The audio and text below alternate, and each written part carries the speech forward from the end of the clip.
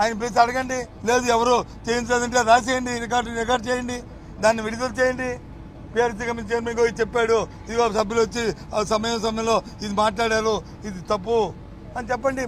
ఇప్పుడు మమ్మల్ని కదా ప్రజలు ఆక్షేపిస్తారు. చెప్పండి, తప్పేముంది? సభలో కీలకమైన వాక్యాన్ని తీశారు. ఇప్పటికే మీరు టైము డేటు రెండు సేవ్ చేసుకోండి, నోట్ చేసుకోండి. చాలామంది అక్రమాలకు పాల్గొన్న వ్యక్తులందరినీ కూడా వాళ్ళకి రోజులు లెక్క పెట్టిస్తాను. At the same time already ఇప్పటికే మీ పార్టీకి సంబంధించిన ఒక వ్యక్తి జైల్లో ఉన్నాడు. సార్ సందర్భం లేని, సమయం లేని అంశాలని సభలో మాట్లాడడం అనేది అది ధర్మం కాదు. అయినప్పటికీ కూడా ఇన్స్పైట్ ఆఫ్ దానికి కూడా మేము సమాధానం చెప్పాం. ఏ ఎంక్వైరీ అయినా నిష్పక్షపాతంగా చేసుకోండి, ఎవరైనా తప్పు చేస్తే వాళ్ళ మీద చర్యలు తీసుకోండి. మాకు అభ్యర్థి చెప్పాను, దట్ ఈజ్ రికార్డ్. యాక్చువల్గా ఆయన మాట్లాడకూడదు, ఒక గవర్నమెంట్ మంత్రి ఆ మాటలు మాట్లాడకూడదు. సరే మాట్లాడారు, తెలుసో తెలియకో మేము చెప్పాం కదా, చేసుకుని చెప్పాం కదా, ఇప్పుడు కూడా చెప్తున్నాం కదా, తప్పేముంది? ఇప్పుడు మేము చేయొద్దు, లాభం లేదంటే ఊరుకుంటుందా ప్రభుత్వం? తప్పు జరిగితే తప్పు ఊరుకుంటే అది సమర్థమైన ప్రభుత్వమా? కాదు కదా, సమర్థమైన ప్రభుత్వం కాదు కదా. చిన్న ఎగ్జాంపుల్ మీకు చెప్తానండి, చిన్న ఎగ్జాంపుల్ ప్రభుత్వం దాని పనితీరు ఎలా ఉందో. మొన్న గ్రూప్ 2 పరీక్షలు జరిగినాయి. వాళ్ళందరూ రోస్టర్ పాయింట్ మీద వాళ్ళు యాక్టివేట్ చేస్తున్నారు. దాని మీద విద్యాశాఖ మంత్రి గారు వచ్చి ఒక ట్వీట్ పెట్టారు, దీన్ని పరిశీలిస్తున్నాము, దీని మీద సమగ్ర న్యాయం చేస్తామని. సరే, అవకాశం లేదో అవకాశం ఉందో సెకండరీ పక్కన పెట్టండి. దాంట్లో చేయడానికి అవకాశం ఉందో లేదో ఆ మన్నాడు మేము ప్రెస్ కాన్ఫరెన్స్ పెట్టి మా పార్టీ తరఫున చెప్పాము, ఇది చాలా సున్నితమైన అంశము, దయచేసి దీని మీద దృష్టి పెట్టి సమయం తీసుకుని దీన్ని కొంత సమయం తీసుకుని పరీక్ష పెట్టి పిల్లల తాలూకు భవిష్యత్తుని చూడండి అని చెప్పాము. వెంటనే ఆ సేమ్ నెక్స్ట్ డే ముఖ్యమంత్రి గారి కార్యాలయం నుంచి ఒక లేఖ రాశారు, వాళ్ళు సమీక్ష చేసుకొని. ఏమని? ఈ ఎగ్జామ్స్ వచ్చి మీరు చేసి ఎగ్జామ్ చేసి పొడిగించండి, దీని టైం పొడిగించండి అని. వాళ్ళు ఖాతరు చేయలేదని చెప్పి మళ్ళీ లీక్ ఇచ్చారు. ఏమనుకోవాలి దీన్ని ఏ విధంగా ఈ ప్రభుత్వం సమర్థనీయ ప్రభుత్వం అలా లేకపోతే ఏ భాష వాడాలా? ఇంకేదైనా భాష వాడితే చూసారా మమ్మల్ని ఎంత కఠినంగా మాట్లాడారు అని అంటారు. చెప్పండి, సమర్థనీయమా ఇది? అంతమంది విద్యార్థుల తాలూకు భవిష్యత్తుని మేము పరిశీలిస్తామని కాకుండా ఎందుకు లేఖ రాయాలి? ప్రభుత్వం ఎందుకు లేఖ రాయాలి? సీఎంఓ లేఖ రాస్తే అది ప్రభుత్వంకి బాధ్యత కాదా? ముఖ్యమంత్రికి అవమానం కాదా? అది అక్కర్లేదు. అది సార్ చెప్పండి. అవును, నేను నా ప్రెస్ మీట్ మీరు తీసుకోండి. నేను చెప్పాను, మేము గ్రూప్ 2 ఎగ్జామ్ పెట్టినప్పుడు ఈ అంశం మా దృష్టికి రాలేదు. అందుకు ప్రిలిమినరీ పరీక్ష ఎగ్జామ్స్ పెట్టాము. ఇప్పుడు మెయిన్స్ వస్తున్నాయి. ఇప్పుడు ఈ అంశం తెర మీదకి వచ్చింది. దీని మీద న్యాయస్థానంలో వాద్యాలు ఉన్నాయి. దయచేసి సున్నితమైన సమస్యని పరిశీలించండి అని చెప్పాను. ఇది మంచి, ఇది చెడు అని నేనేమి ఎక్కడ మాట్లాడలే. కొద్దిగా ఇండెక్ట్ అయ్యి లోతుగా పరిశీలించి దాన్ని టేక్ కాల్. ఎస్, ప్రభుత్వం తీసుకున్న నిర్ణయమే కరెక్టు, ఏపీ తీసుకున్న నిర్ణయమే కరెక్టు, దీని ప్రకారం మీరు వెళ్ళాలి ఏదో అని చెప్పచ్చు, తప్పు కాదు. కానీ అసలు దృష్టి పెట్టడానికే మీకు అవకాశం లేపుతారు కదా. సో అది, కానీ ఏదైనా సరే బై అండ్ లార్జ్ ఇవాళ మేము బాయ్కాట్ హౌస్ నుంచి మేము వాకౌట్ చేయడానికి కారణాలు 2. ఒకటి, గవర్నర్ గారి ప్రసంగంలో ఒక దశ లేదు ఈ రాష్ట్రానికి. ఆ ప్రసంగం అంతా కూడా ఒక 2-3 మాటలు అయితే చాలా బాధాకరమైన మాటలు. అది ఆ బుక్ ఎక్కడుందో కానీ గత ప్రభుత్వం చేసిన విధ్వంసం అని చెప్పి గవర్నర్ నోట్ అని చెప్పడం. విధ్వంసం ఏంటండి గవర్నర్? ఆ భాష ఏంటండి ఇది? విధ్వంసం అని అది పొలిటికల్ లాంగ్వేజ్. అది ముఖ్యమంత్రి మాట్లాడిన అర్థం ఉంది, కానీ గవర్నర్ నోట్ అంటే విధ్వంసం అని మాట్లాడించి వచ్చింది.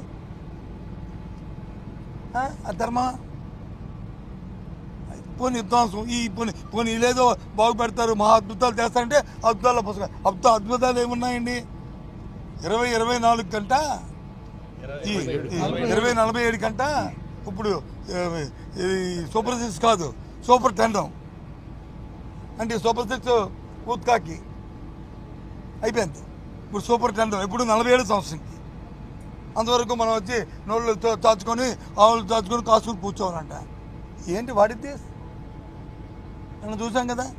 అది గవర్నర్ గారితో చెప్పించారు.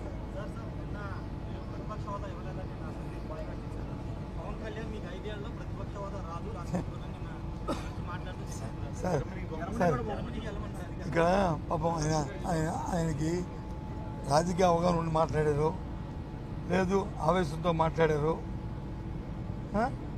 ఏదో చెప్పాలని చెప్పారు. అయితే నేను దాంట్లో ఏంది కామెంట్ చేయండి, కానీ ఆ 3 అంశాలు ఏదో ఒక అంశమై ఉంటుంది. ఎందుకంటే ఏదైతే రాజకీయ శాసనసభలో ఉన్న పక్షం మేము అడిగిన డిమాండ్ ఏంటి, శాసనసభలో ఉన్న రాజకీయ పార్టీల్లో మూడు పక్షాలు వచ్చి ఒక పక్క ఉన్నాయి, అది అధికార పక్షం. ఇంకా మిగిలింది ఒకటే పక్షం, ఆ పక్షం వచ్చి వైసీపీ. కాబట్టి దానికి ఆ స్టేటస్ ఏమని అడిగాం. లేదు అంతకంటే పవన్ కళ్యాణ్ గారు చెప్పినట్టు, డిప్యూటీ సీఎం గారు చెప్పినట్టు ఆ పార్టీకి ఎక్కువ ఉన్నాయి. ఎస్, ఆయన కానీ తీసుకోమని అపోజిషన్ మాకు అడగడానికి హక్కే లేదు. ఆయన అపోజిషన్ లీడర్, ఆయన ఉంటారంటే మాకు హక్కు ఎక్కడ ఉంది? మేము అడిగితే ఆ అమ్మాయికి అనుకోరండి. నేను అన్నానా ఆయన అన్నారు, నేను అన్నాను చెప్పండి. నేను అనట్లేదు, తప్పు. ఆయన అపోజిషన్ లీడర్గా ఉందాం అనుకుంటే అప్పుడు మా పార్టీ కాదు. ఎందుకంటే మా పార్టీ కంటే వైసీపీ కంటే ఆయనకి ఎక్కువ ఉన్నాయి, 21. సరే, జనరల్లో ఓట్ల ప్రకారం ఉంటుంది, ఇక్కడ వచ్చి సీట్ల ప్రకారం ఉంటుంది. మన డెమోక్రసీలో, మన రాజ్యాంగంలో ఉంటుంది. ఇది అందరికీ తెలిసిందే. మాకు 40% ఓటు వచ్చినాయి, ఆయనకు వచ్చి 6%, 7% ఓటు వచ్చినాయి. సంఖ్య సీట్ల మీద ఉంటుంది తప్ప ఓట్ల మీద ఉండదు, ఓటు శాతం మీద ఉండదు. ఐ అగ్రీ అబ్బాయి, అందులో రాజీ లేదు. కానీ రెండో పక్షం ఏదైతే ఉంది, రెండో మాట, అది మేము మాకు ఎక్కువ ఉన్నాయి వస్తే మాకు వస్తుంది అనే మాట అర్థం వచ్చేటట్లు మాట్లాడదు. ఎస్, వాళ్ళకే వస్తుంది, తీసుకోమని అడుగుతాడు. నువ్వుతానా? వాళ్ళు ఉంటే మేము అడగడానికి అడిగితే మీరే మా మొక్క మీద ఏంటయ్యా ఏం పోయింది అంటారన్నారు మీరు. చెప్పండి, నువ్వు అడిగారు కాబట్టి చెప్తున్నాను. నేను నా అంతా నేను చెప్పలే. మీరు సీనియర్ పొలిటీషియన్. నిన్న జరిగినటువంటి గవర్నర్ ప్రసంగం అనేది కౌంటర్కి రాదు కాబట్టి వైసీపీ ఎమ్మెల్యేలు వచ్చినా కూడా అది అసెంబ్లీకి హాజరు అయినట్లు కాదు అని చెప్పి సార్, అది అప్రస్తుతం అండి మాకు. మీరు ఊరికనే 2-3 ఛానల్స్ పత్రికలు ఇది డేట్ కౌంటర్, ఆ డేట్ కౌంట్కి వస్తుందని మేము వచ్చామా? ఆ డేట్ని మేము లెక్కెట్టుకోవడానికి వచ్చామా? లేదా అదేమని మాకు అవసరమా? అది మాకు అవసరమా? దాని మీద మా బుర్ర పెట్టామా? మీరే అది రాస్తారు, మీరే ఇది రాస్తారు. కాదండి, నేను అడుగుతా. నో, మాకు అది అప్రస్తుతం. మేము దాని గురించి మేము వచ్చి ఉంటే మీరు స్పీకర్ ఒక మాట, ఈరోజు స్పీకరు మొదట మాట్లాడటంలో మొదటి రోజు సమావేశం అని కూడా మెన్షన్ చేశాడు. ఈరోజు సార్ నేను అంటుంది మీకు అర్థం అవుతుందండి. మాకు ఆ డేట్లో ఇది కౌంట్ అవుతుందా కౌంట్ అవుతుందో మాకు అప్రస్తుతం. మా బుర్రలో కానీ, మా ఆలోచనలో కానీ, మా విధానంలో కానీ అది లేదు. లేదండి మాకెందుకు? ఏమని? సరే, ఆయన తెలుసు, మాకు నేను అక్కడ లేదు. కానీ స్పీకర్ గారు మరి మా హౌస్కి వచ్చి ఉన్నా, లేకపోతే నన్ను పిలిస్తే కాఫీ ఇస్తానంటే వెళ్ళి చెప్తున్నాం. అది మాకు అప్రస్తుతం అండి. మీది కౌంటింగ్ కోసం మేము, ఈ డేట్ల కోసం మేమేమి సభకు రాలేదండి. మా హక్కుని మేము మీ ద్వారా, సభ ద్వారా గవర్నర్ గారి దృష్టికి, ప్రజల దృష్టికి తేడానికి వచ్చామండి అని చెప్పేవాళ్ళం. మేము మేమెందుకు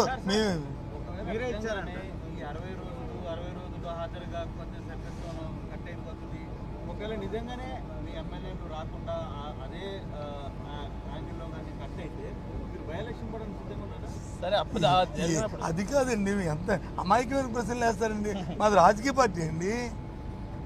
రాజకీయ పార్టీ అన్ని అంశాలకి అన్నిటికీ తయారుగా ఉంటుంది. మేమేమి సాధువులం కాదు, మేమేమి తపస్సు చేసుకోవడానికి మేము వెళ్ళి ఋషులం కాదు. మేము రాజకీయాలు ఉన్నవాళ్ళం. మేము రాజకీయాల్లో సందర్భం బట్టి సమయాన్ని బట్టి ఈ అంశాన్ని మేము తయారుగా ఉంటాం. దాని గురించి మనకు డిస్కస్ చేసుకోవడం ఎందుకు? ఓకేనా? సరే ఇగో ఎవరైనా సరే లీడరు నాయకత్వం వహించిన వాళ్ళు రెచ్చగొడితే చంద్రబాబు నాయుడుకి వచ్చి నిన్న అది ఈ లేఖ తప్పులేదండి ఆయన తప్పుతో పట్టించారా? చెప్పండి, ఒప్పుకుంటారా? చంద్రబాబు నాయుడు నిన్న లేఖ రాసింది సీఎంఓ, ఆయన తప్పుతో పట్టించారా? ఆయన ఆలోచన అయింది, ఆయన విధానం అయింది. ఇలాంటివన్నీ చిన్న చీప్ క్వశ్చన్ ఇవన్నీ అవతల వాళ్ళ వ్యక్తిత్వాన్ని మనకు కించపరిచిన మాటలు ఇవన్నీ దయచేసి ఎవరు రాకూడదు. ఎవరైనా సరే వాళ్ళ వ్యక్తిత్వాన్ని పెంచే మాటలు మాట్లాడాలి తప్ప వ్యక్తిత్వాన్ని దించే మాటలు మనం మాట్లాడదు. ఎవరైనా నాయకత్వం వహించిన వాళ్ళకి ఒకరు సలహా ఇవ్వడం ఏంటండి? ఆ సలహా ఇస్తే నాయకుడే కాదు, నాయకత్వం ఉన్నది సెల్ఫ్ కాన్ఫిడెన్స్తో సెల్ఫ్ డెసిషన్తో ఎప్పుడూ ఉంటాయి. ఏ రాజకీయ పార్టీనే ఉండాలని నా డిమాండ్, నా కోరిక.